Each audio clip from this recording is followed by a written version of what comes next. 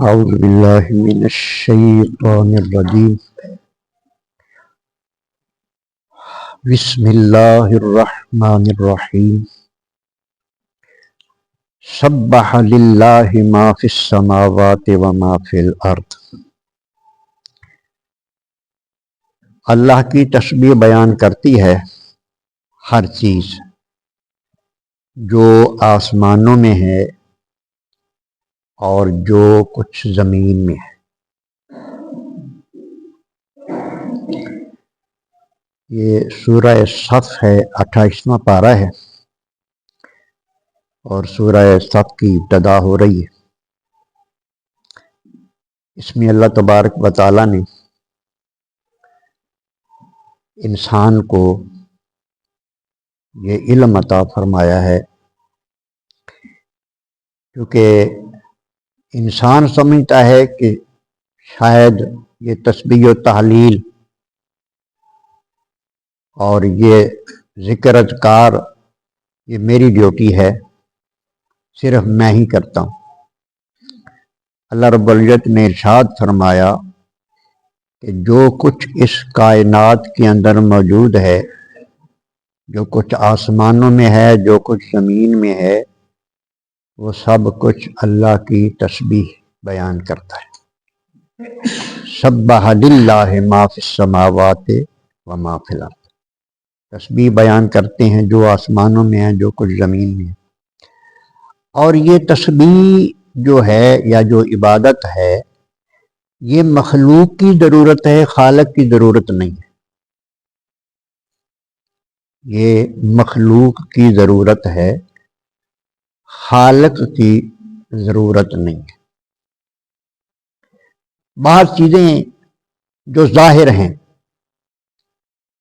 ہم یہ سمجھتے ہیں کہ یہ چیزیں ہماری ضرورت پوری کر رہی ہیں، مثلا مکان ہے، لباس ہے، خوراک ہے، وغیرہ وغیرہ یہ چیزیں،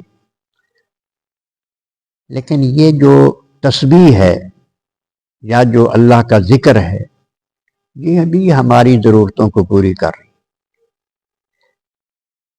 یہ باقی جو ظاہر چیزیں ہیں یہ ہمارے جسم کی ضرورت کو پوری کرتی ہیں،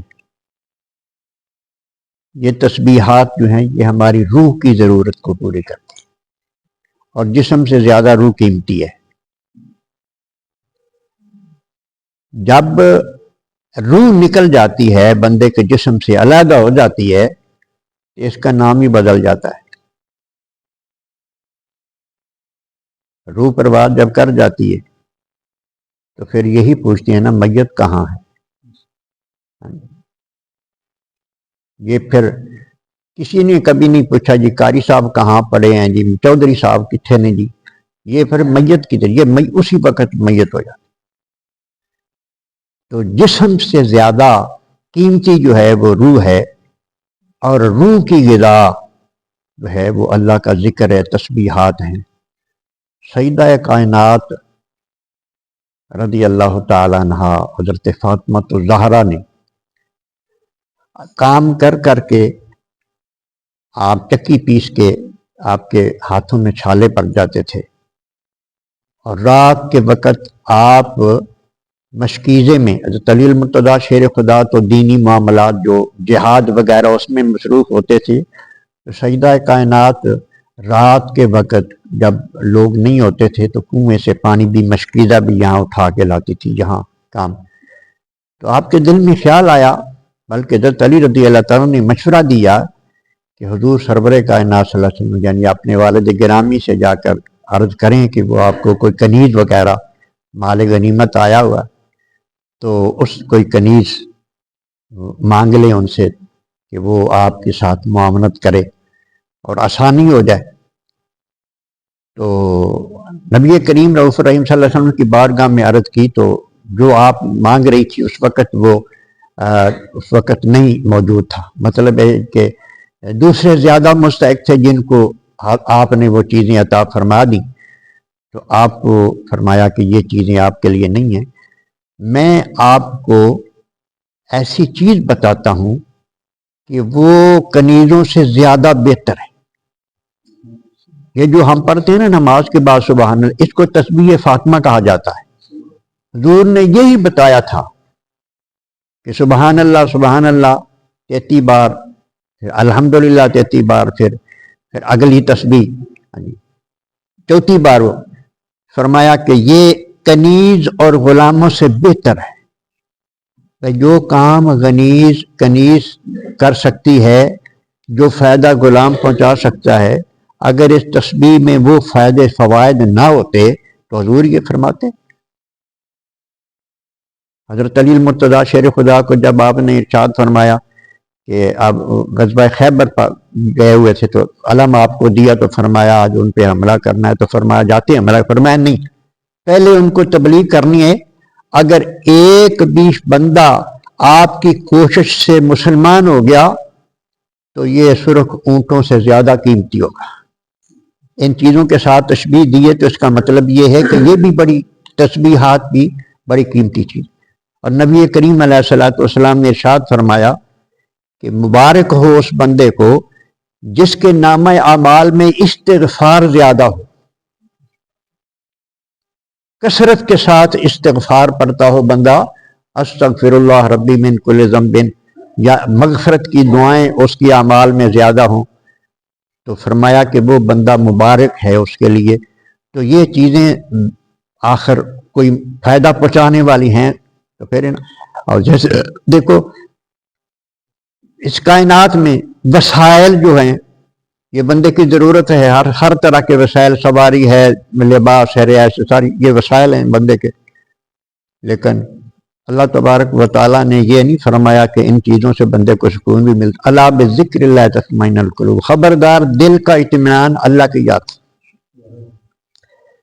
تو تسبیح جو ہمیں ترغیب دلائی جا رہی ہے کہ اللہ کی تسبیح کو چلتے پھرتے بھی بندہ کر سکتا ہے. کام بھی کر رہے ہیں نا تو کام ہاتھ سے کام کرے اور دل سے اللہ کی. اس لیے ذکر قلبی تلقین کرتے ہیں اولیاء کرام کہ ذکر قلبی کیا کرو، یعنی دل جو ہے وہ ذکر کر رہا ہو، ہاتھ کام کر رہا ہو، دل ذکر کر رہا ہو. تو فرمایا وَهُوَ الْعَزِيزُ الْحَكِيمُ، وہی سب پر غالب ہے اور بڑا دنا ہے اللہ تعالی. اس کے بعد فرمایا یا ایھا الذین آمنوا، اے ایمان والو، لما تقولون ما لا تفعلون،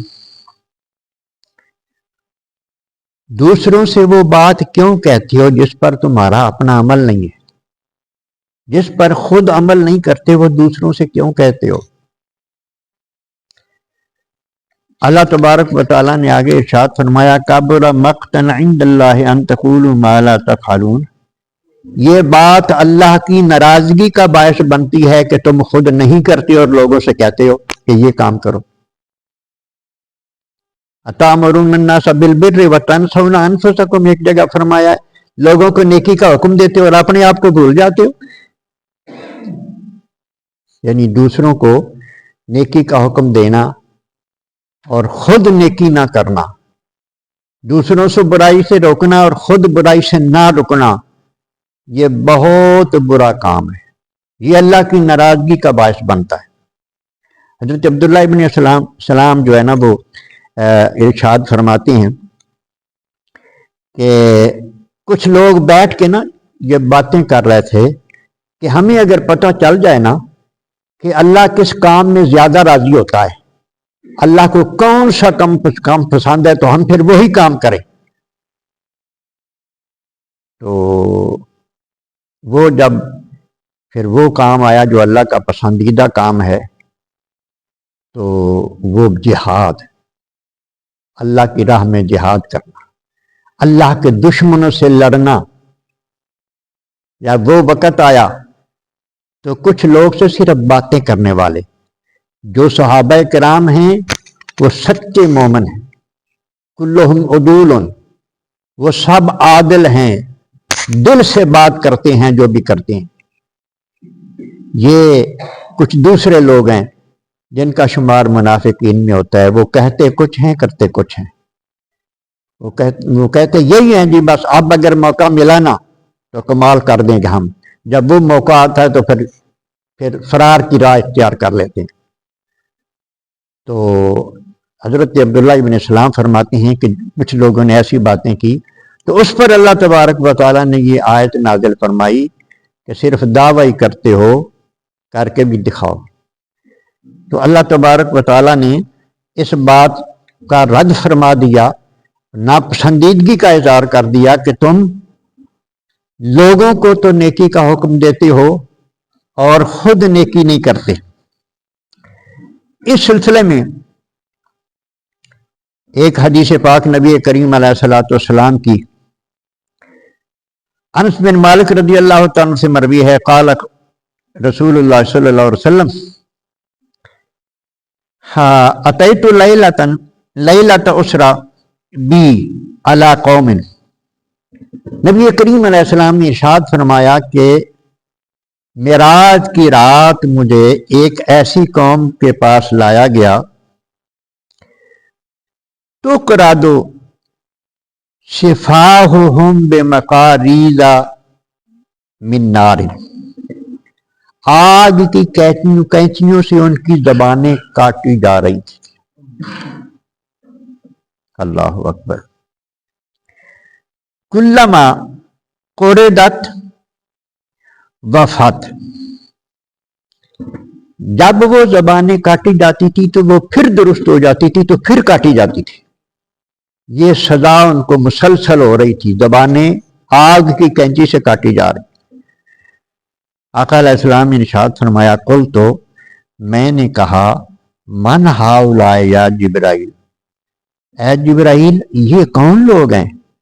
قال ہؤلاء خطباء امتک، یا رسول اللہ یہ آپ کی امت کے خطیب ہیں، یہ آپ کی امت کے خطیب ہیں۔ الذین یقولون ولا یفعلون، یہ وہ لوگ ہیں جو لوگوں کو نیکی کا حکم دیتے تھے، خود نہیں کرتے تھے۔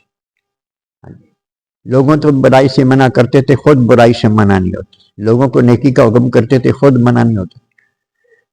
تو یہ کتنا المیہ ہے۔ اگر ایسے لوگ نہ ہوتے تو پھر یہ بات سامنے کیوں آتی؟ اب یہ ہوتا کیا ہے، میں تھوڑی سی اس کی وضاحت کر دوں۔ آپ ماشاءاللہ سارے لوگ ہیں، کسی نہ کسی حد تک آپ نے سکول کا ماحول دیکھا ہے۔ سکول جب بچے کو تیار کیا جاتا ہے، سکول بھیجا جاتا ہے، اس کو بھی کتاب پڑھنی ہے، وہ چیز یاد کرنی ہے جو اب وہ نصاب کو رٹا لگایا جاتا ہے، نمبر حاصل کرنے کے لیے وہ چیز پڑھی جاتی ہے، وہاں عمل کا کوئی معاملہ نہیں ہوتا کہ اس پہ عمل بھی کرنی ہے۔ اور بعض دفعہ اس طرح ہوتا ہے کہ مدارس میں بھی یہی صورت ہوتی ہے کہ اس کو گردانے پڑھانی ہے، اس کو ترجمہ پڑھانا ہے، جی ترجمہ آ گیا تو یہ نہیں کہ خود بھی کرنا ہے، یہ نہیں کہ خود بھی کرنا ہے، یعنی بعض جگہ پہ یہ نہیں سکھایا جاتا، صرف جو نصاب ہے نا اسی پہ زور دیا جاتا ہے۔ یہ جو علم ہے نا جی، یہ کتاب کو دیکھنا، اس پہ اوپر پڑھنا، یہ علم ظاہر ہے۔ باطن تب بنتا ہے کہ اس سے یہ پوچھا جائے بچے سے کہ جس بات کا حکم اللہ پاک نے دیا ہے میرے سامنے عمل کر کے دکھا، میرے سامنے یہ کام کر کے دکھا۔ نماز ہے، طہارت کے معاملات ہیں، وہ کروائے اس سے۔ یعنی جس طرح اب بچے نے گردانے سنانی ہے، گردانے سنائی استاد صاحب خوش بڑی اچھی سنائی ہے، اور اس کے بعد قرآن پاک کا ترجمہ سنا دیا بچے نے، اور جو قرآن کہہ رہا ہے اس پہ عمل کیا ہے نہیں کیا، یہ تو استاد نے پوچھا ہی نہیں، اس کو کیسے پتہ چلے گا؟ یہ ہمارے ہاں المیہ ہے۔ اور بعض جگہ اور جو صوفیہ ہوتے ہیں نا، صوفیہ، یہ بالکل ایک حقیقت ہے، ہمارا پریکٹیکل تجربہ ہے، وہ سب سے پہلے وہ پتر یہ کام کیتا بھی ہوں۔ رات بھی میں ان کو سنا رہا تھا کہ ایک بزرگ آئے، ایک عالم کے پیچھے نماز پڑھی، تو وہ کرتے کچھ نہیں تھے، صرف ذکر اذکار میں لگے رہتے تھے۔ تو نماز پڑھنے کے بعد وہ مولانا صاحب فرماتے ہیں، جو امام صاحب تھے، انہوں نے کیا بزرگو تسی کم کی کر دیو؟ جی میں تو اللہ اللہ کرنا۔ تو تہاڈا گزارا کیویں ہوندا ہے، کھاندے کتھوں؟ انہیں آخیا مینوں پہلے نماز لوٹا لین دے تے پھر تین دسنا وا جی نماز تو میرے پیچھے پڑھی تو انہیں آخیا جہے بندے نوں اینا نہیں پتا بھی روزی اللہ دین والا ہے کہ ہر ایک دا گزارا وہی پیا کروا ہے، وہ پیچھے نماز ہوندی؟ تیرا خدا تو تیرا ایمان ہی۔ تو مطلب یہ ہے کہ اگر کوئی بندہ ذکر اذکار میں بھی لگا رہتا ہے تو روٹی اس کو بھی پہنچتی ہے۔ تو بات یہ ہے کہ یہاں یہ فرمایا گیا ہے کہ عمل پہلے دوسروں کو بعد۔ نبی کریم انبیاء کا یہی طریقہ ہوتا ہے، وہ پہلے خود عمل کرتے ہیں بعد میں۔ ایک بی بی حضور روایات ہے بڑی علماء سے یہ سنی ہے کہ نبی کریم علیہ السلام کی بارگاہ میں ایک بی بی آئی، عرض کی حضور یہ میرا بچہ میٹھا بہت کھاتا ہے، ظاہر زیادہ میٹھا کھانا وہ صحت کے لیے نقصان دہ، گڑ کے لفظ آتے ہیں، گڑ بہت کھاتا ہے، اس کو آپ منع فرما دیں۔ فرمایا بی بی کل آنا۔ جب کل آئی تو سرکار نے اس بچے سے کہا کہ بیٹا میٹھا زیادہ نہ کھایا کر۔